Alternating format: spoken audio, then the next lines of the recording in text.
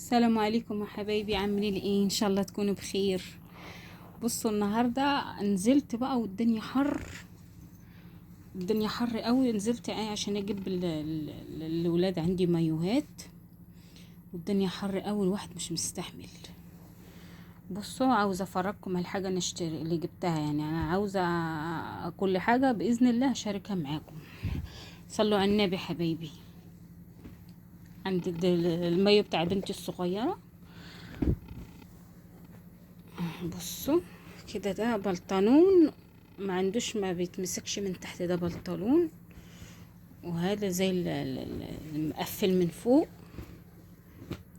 بصوا مقفل من فوق من هنا، استنى افرده كده. مقفل من فوق. طب مش عارفه ب 350 باين، 350. بس شكله حلو. قولي ايه، يا ريت تقولي في التعليقات ايه رايكم، يعني ذوقي حلو ولا مش حلو. وده بتاع بنتي الكبيره. اتفضلوا بقى. مش عارفه فتحها من ورا. ده ب600. ده بيتلبس كله كده، كله كده. وعنده البندانه دي. بصوا.